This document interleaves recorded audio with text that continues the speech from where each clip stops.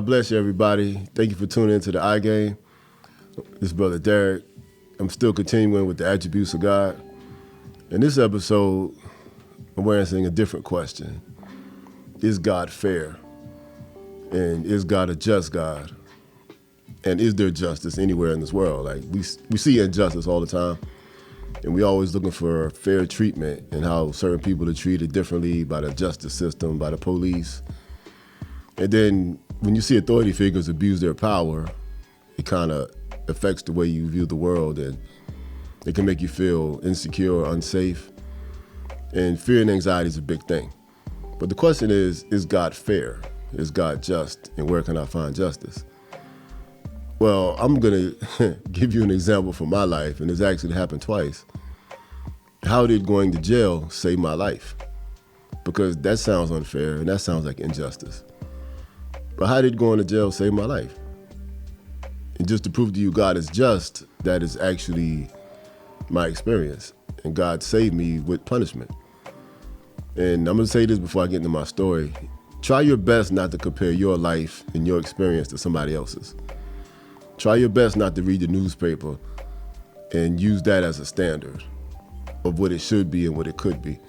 And some of us have family members who've been to jail and been incarcerated on probation, parole, things like that.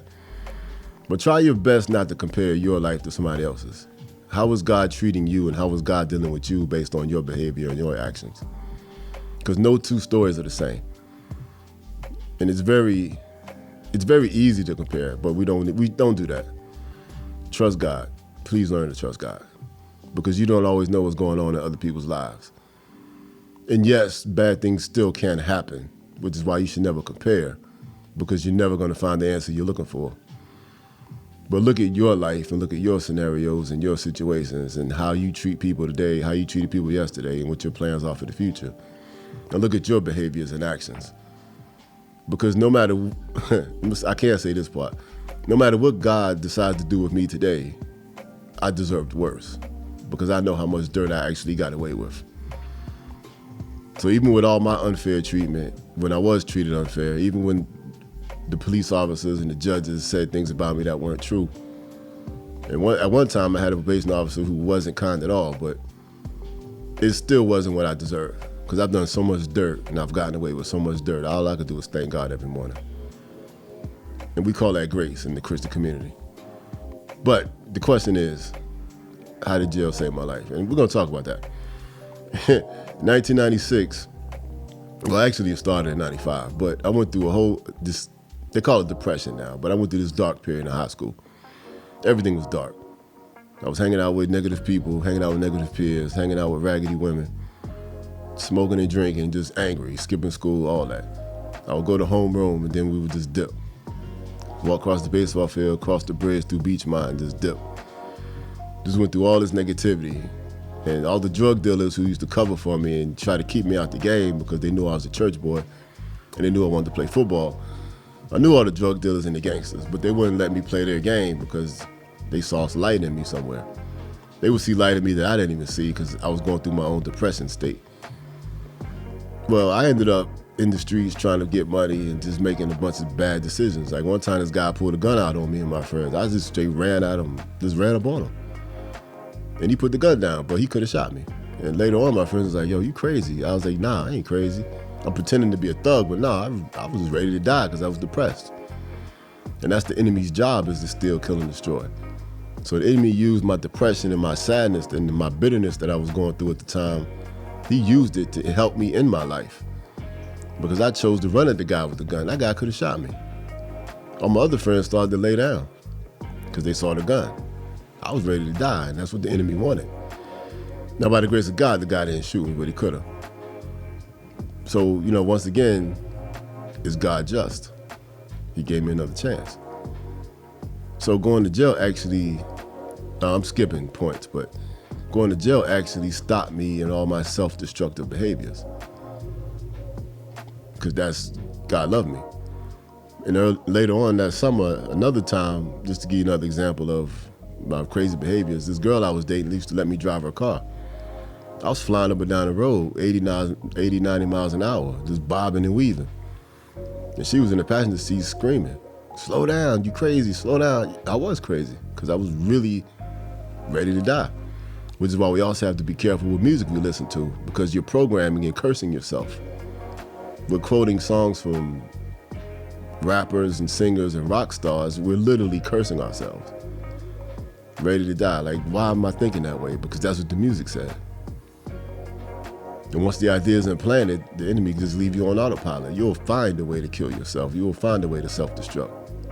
You will find a way to self-sabotage because of what you're programmed with, which a lot of times comes from the music and the movies we watch. So we're talking about a just God. What are we doing to make life more fair? What are you doing to make your life better?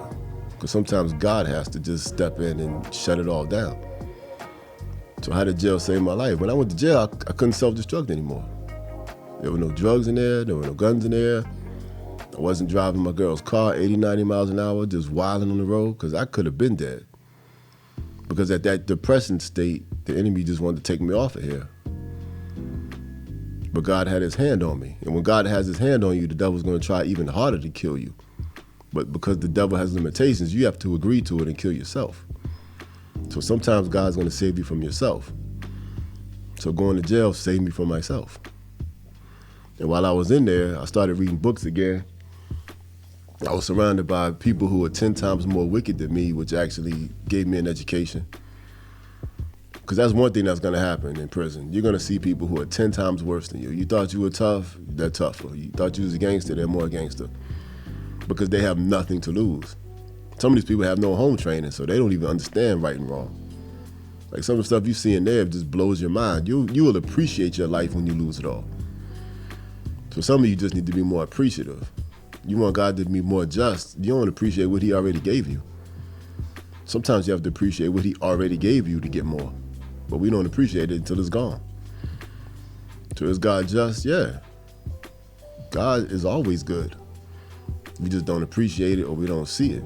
Or it's just not what you want. And I went through this over and over and over again. So while I was in jail, I started reading more books. Like in 8 months, I think I read 44 books.